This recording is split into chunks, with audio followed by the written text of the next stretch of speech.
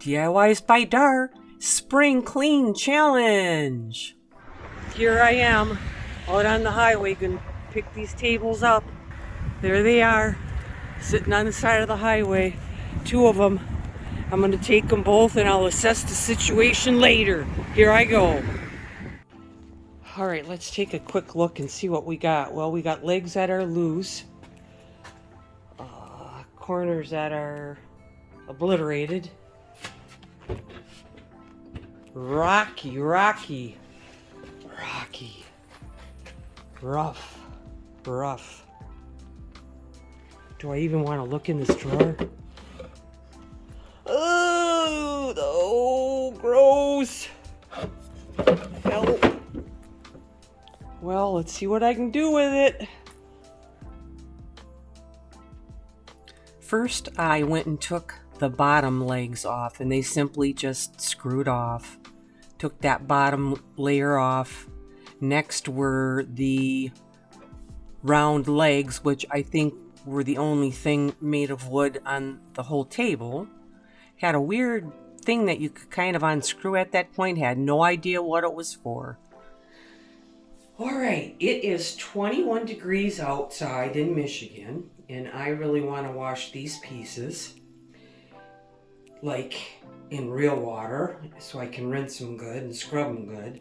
So I'm going to do them in my bathtub, and then I am going to completely scrub and sanitize my tub when I'm done.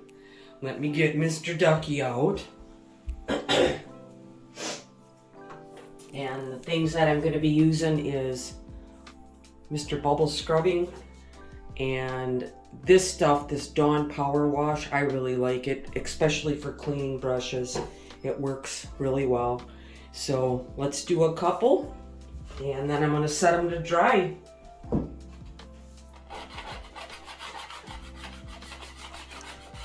I don't know what was on the bottom of this little drawer, but I needed to get the putty knife and really scrape it hard. Oh, God.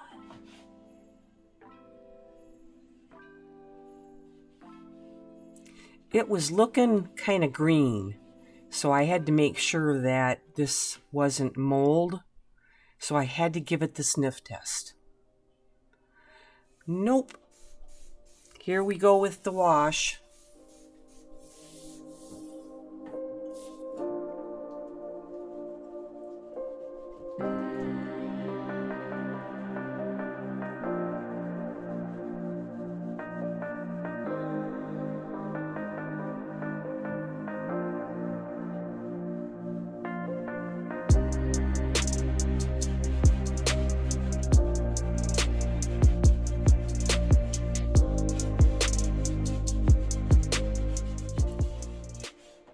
I had to scrape this thing with the scraper too. Even after I scrubbed it as hard as I did, there was still stuff that was stuck on the top.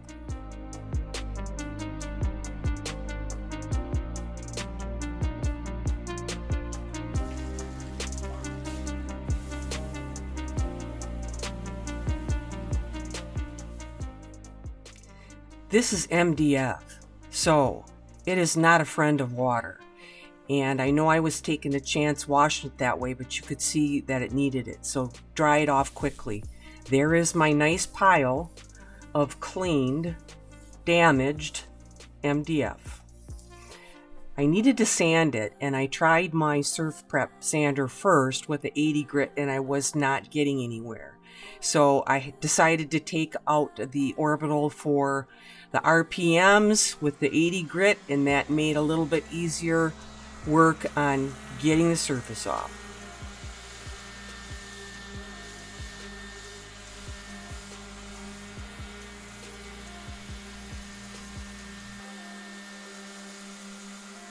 This needs to be smooth, really smooth, so you can't feel anything when your hand goes over the top.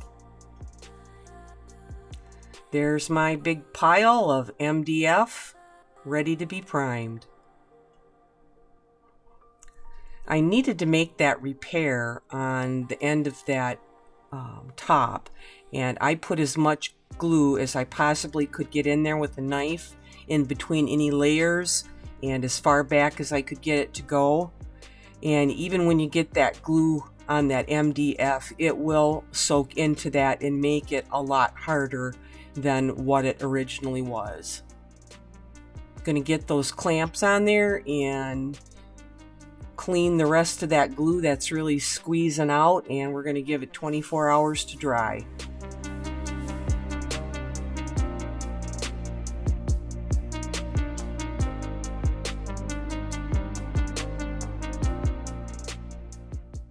I like Gorilla Wood Filler, and I usually have 2 containers of it. One where it's kind of firm and you can actually roll it into like little snakes or little balls, and it's easier to form, actually like clay, which I'm used to, so this works pretty well for me. And then I have a real runny container for skim coating.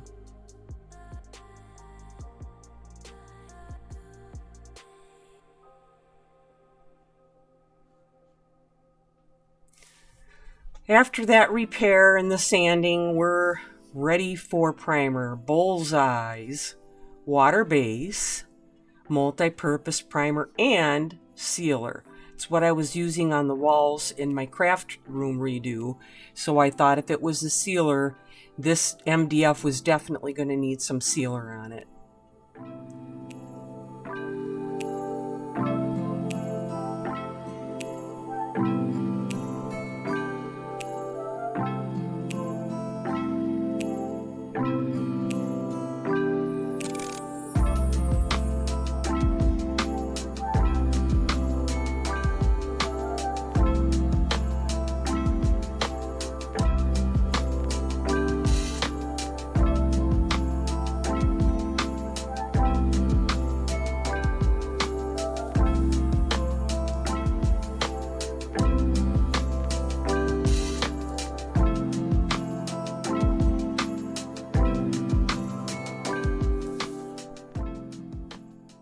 I gave the top table areas at least 3 coats of this sealer, and I was still seeing through it, so the shellac did come out.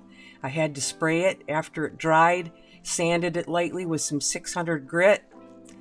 Then I went ahead and I got my Dixie Belle Boss out, because Boss really is the only thing I have found that does cover up stains.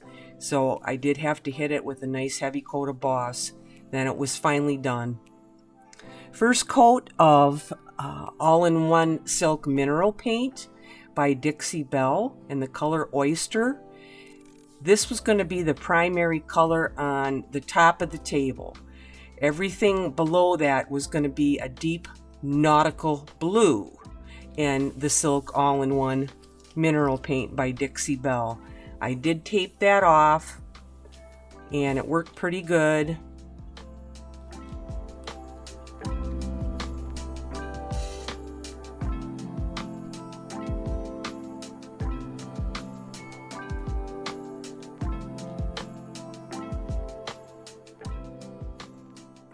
Now I'm going to put this table back together, and it is going to be glued back together.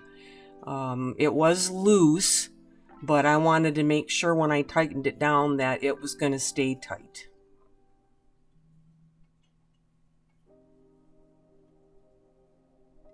I'm ready to stencil. I'm going to spray my stencils with some of this stencil stick, and I got these really cool fishbone stencils, and I have been wanting to use them, and the bottom of this table was perfect. So sticking that down really good, and I've got a little 2-inch roller, and I'm going to use the same all-in-one mineral paint by Dixie Belle, the oyster color that I used on the top, and go lightly, not a lot of paint on your roller, every which way, and just try to fill in your areas, and hopefully when you pull that stencil off, you're going to have a perfect design.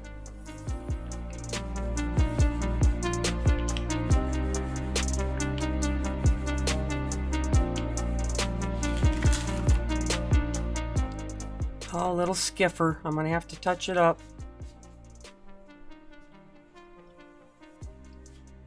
I am going to put Gator Hide on the top of this.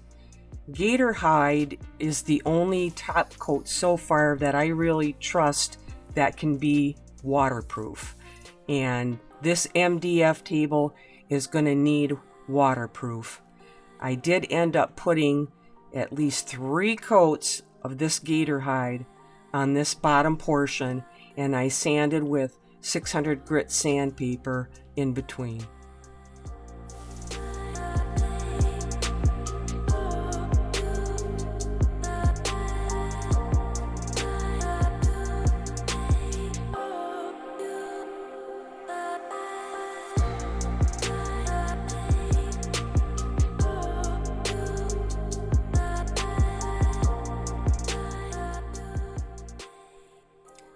I thought I'd better do the bottom of that drawer, so I used the Gator Hide as well. I wanted the bottom of that drawer to be waterproof, so it would be easy to clean out, and I did put 3 coats of that inside as well.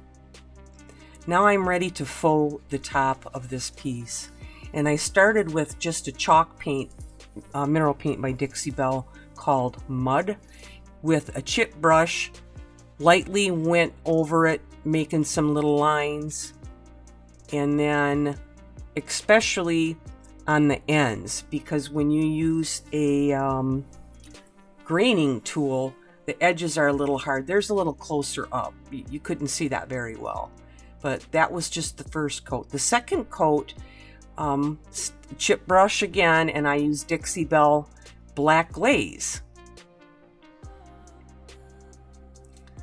Voodoo Gel Stain, Black Magic. This is going to be the one I'm going to use for taking the graining tool and removing the glaze and leaving the grain. I did probably put 3 pumps of water from my mister on the top of that. You set your graining tool and you just simply rock it. And depending on how long you leave it in one direction will dictate how long your knots are. You couldn't see the back very well with that light hitting on it. It's kind of whiting it out. So I went ahead and came to the front so you could catch this graining a little bit better.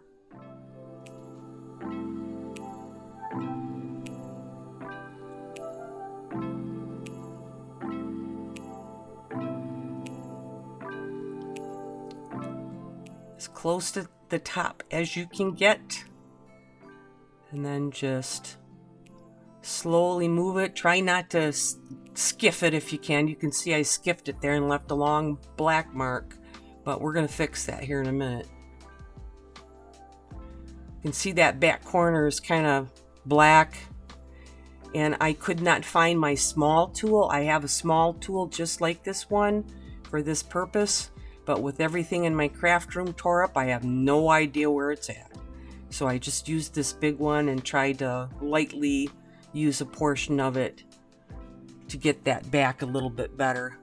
You can go back over it even once you've gone once. And I'm trying to get that black line out, which I did. You can even start in the middle and pull it back again. You don't like it at all, wipe the whole thing off and start over.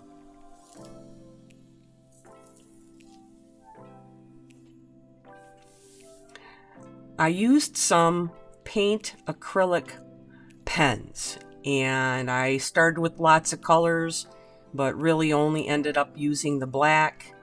I wanted to maybe add some lines coming over the edge of the table so it would look like a solid piece of wood. And then if there wasn't any areas I needed to fix on the black, I did. I used gilding wax and silver from Dixie Belle. This was the handle I wanted to put on because it had that same rope design, but I didn't want the gold color. So I had to go ahead and do a little fix with the gilding wax. This table slides just on wood to wood. So I put 2 coats of the Gator Hide on the rails on the bottom of this table and on the rails inside the cabinet itself. And when it was dry, I even put some beeswax on that rail to help that slide so it wouldn't stick. Time for a top coat, and Gator Hide, once again, I used a blue sponge, worked great, and I did put 3 heavy coats on this table and 600 grit sandpaper in between the drawer. I made a little template from the handle itself and then just squared that up and measured it on the front and drilled it. And so when I pulled the tape off, I had my holes exactly where I needed that handle to go. Here's what we started with. Oh, remember? I don't wanna. And this is what we ended up with.